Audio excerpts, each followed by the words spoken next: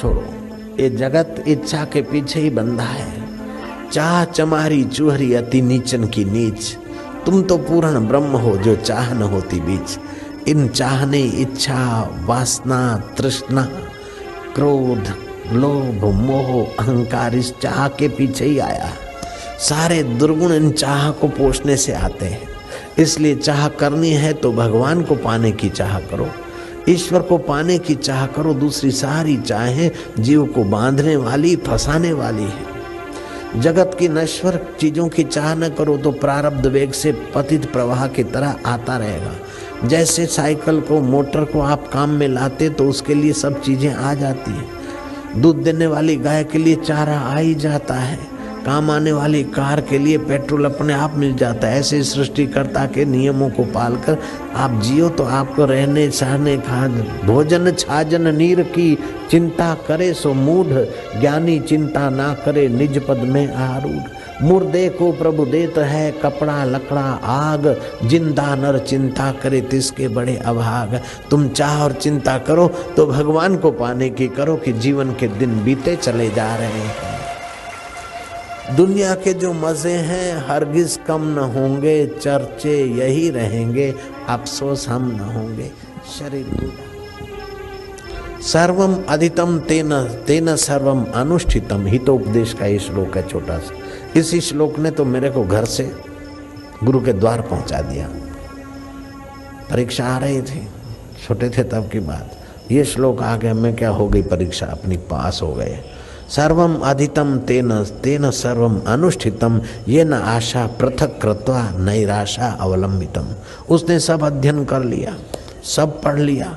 जिसने इच्छा छोड़ी और इच्छा वासना रहित हो गया, उसके द्वारा सारे अनुष्ठान हो गए। कदर नहीं, जो नहीं है अभाव को ही मन खोजता है। आपके घर में टीवी नहीं थी तो अभाव खटक रहा था, अब टीवी है तो उसकी कोई कीमत नहीं, और कीमत न रखो ये अच्छा है। आपके घर में फर्नीचर नहीं था तो अभाव खटक रहा है, फर्नीचर है तो दूसरे के फर्नीचर की याद आकर अभाव मन ने खोज लिया। आपको जो गहने गांठे नहीं थे, अभाव खटक रहा है, गहने गांठे आ गए तिजोरी में पड़े। अब जो दूसरे के नए कुछ दिखते उसका अभाव ले आता है मन। आपके मन की ये एक कमजोरी है कि नहीं है उसके लिए रोता है उसको भूलकर फिर नया अभाव खोजता है। नया अभाव खोज खोज कर सदियां बीत गई, कई शरीर बीत गए। जब तक सत्संग के द्वारा सद्भाव सत्य स्वरूप ईश्वर में प्रीति नहीं होगी तब तक मन भूखे का भूखा, कंगाल का कंगाल, अभाव खोजने वाला भिखमंगा रहेगा। नानक जी ने ठीक कहा, मन तू ज्योति स्वरूप अपना मूल पिछान। तू कितना अपने आप में तृप्त रह सकता है, अपने आप में खुश रह सकता है, अपने आप में उल्सित आनंदित रह सकता है, तुझे पता नहीं।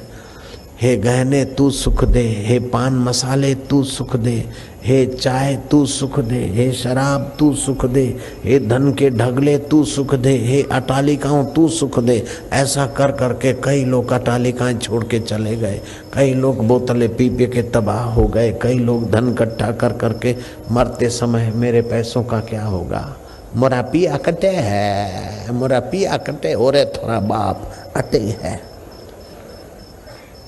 अरे गाफिल न समझा था, मिला था तन रतन तुझको, मिलाया खाक में तूने। ए सजन क्या कहूँ तुझको, इन नश्वर चीजों में मन ऐसा लगा कि शाश्वत आत्मा का खजाना रह गया और नश्वर चीजें इकट्ठी करके इधर छोड़ के मर गए। आज ऐसे ही संसार में चलते फिरते हे भोला, हे शिव, हे प्रभु, हे आनंद देव, जिसको मानते हो उसकी याद बनी रहे। चलते, छींक खाते, उठते बैठते प्रभु के नाम का स्मरण होता रहे तो ईश्वर के लिए प्रीति हो जाएगी। जिसका तुम स्मरण करते हो, जिसके विषय में सुनते हो, उसके लिए प्रीति होगी, तब वो मिलेगा तो आपको आनंद आएगा और आप उसको पहचान पाओगे। लेकिन तुम्हारा ईश्वर और तुम आधा सेंटीमीटर तो क्या, क्वार्टर सेंटीमीटर तो क्या, माइक्रो सेंटीमीटर भी आप ईश्वर से दूर नहीं हो सकते हैं और ईश्वर भी आपको दूर नहीं कर सकता। फिर भी परिचय और पहचान नहीं है, हम धक्के खा रहे हैं संसार में। ईश्वर का होना या ईश्वर का दिखना इतना जरूरी नहीं है जितना ईश्वर का ज्ञान और ईश्वर की स्मृति होना सुखदायी है। ईश्वर तो है ही है, ईश्वर का ज्ञान नहीं है हमें, ईश्वरत्व की स्मृति नहीं है, सदा देह की स्मृति है, गहने गांठे की स्मृति है, शत्रु मित्र की स्मृति है, जो छोड़ जाना है उन अभागी वस्तुओं की स्मृति है, जो कभी साथ नहीं छोड़ता है उसका पूरा ज्ञान नहीं है, उसकी पूरी स्मृति नहीं है, उसका पूरा आनंद नहीं है। इसलिए जीव बेचारा जन्म मरण के चक्कर में भटक रहा है। ईश्वर के सिवा कहीं भी मन लगाया तो अंत में रोना ही पड़ेगा। जो आश्रय ईश्वर का होना चाहिए वो आश्रय अगर रुपयों पे रखा तो धंधे में कभी न कभी इनकम टैक्स में प्रॉब्लम आएगा, दुख देगा। जिसका आश्रय शाश्वत नहीं है उसका सुख शाश्वत नहीं है। जयराम जी की। जिसका आश्रय शुद्ध नहीं है उसका सुख शुद्ध नहीं है। जिनका आश्रय पवित्र नहीं है उनका हृदय पवित्र नहीं है। और पवित्र हृदय नहीं तब तक पवित्र सुख, पवित्र ज्ञान और पवित्र जीवन का आनंद नहीं मिलता। हम कोलू की बैल की नाई संसार में भटक के मर जाते। पता चले, मैंने ऐसे कई माँ बापों को देखा जिन्होंने बेटे बेटियों को अति प्यार किया और जवान हुए वो बेटे बेटियों ने उनको अति दुख दिया। आप उनको प्यार करो, उनका लालन पालन करो, हमारी मना नहीं, लेकिन ईश्वर को दाव पे लगाकर उनके शरीरों को प्यार न करो। ईश्वर के नाते उनको प्यार करो, उनकी उन्नति करो, बाकी वे तुम्हारा नाम कर लेंगे, तुम्हें सुख दे देंगे। इस चक्कर में आकर, स्वार्थ में आकर उनको प्यार न करो। अपना कर्तव्य बुद्धि से करना। दक्षिण शरीर है शमशान की डिपॉजिट, लेकिन तुम्हारा आत्मा है परमात्मा का सनातन स्वरूप। तुम उसे पहचान कर अभी से मुक्त आत्मा होने के रास्ते चलो। खूब खाया पिलाया, जरा मोटे हो गए, रबड़ी वबड़ी खाई तो क्या हो गया? उठाने वाले को थोड़ा लगेज का बोझा ज्यादा होगा, छटांग भर राख ज्यादा होगी, और क्या कर लोगे? खिला पिला के देह बढ़ाया वो भी अग्नि में जलाना है। कर सत्संग अभी से प्यारे, नहीं तो फिर पछताना है।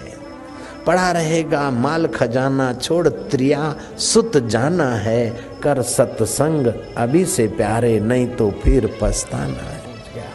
आरंभ का सत्संग, चौथे नंबर का सत्संग, तीसरा सत्संग, दूसरा सत्संग, फिर पहला सत्संग माना ईश्वर का साक्षात्कार। ईश्वर में रमण करना, ईश्वर में स्थिति पा लेना पहले नंबर का सत्संग है। ईश्वर में स्थिति पाए हुए महापुरुषों के वचन सीधे सीधे सुनना और समझना, ये दूसरा सत्संग हुआ। ईश्वर में स्थिति पाए हुए महापुरुष के अनुभव जिन कैसेटों में, जिन किताबों में, ग्रंथों में, रामायण में, भागवत में, उपनिषदों में, वे समझना है तीसरे नंबर का सत्संग।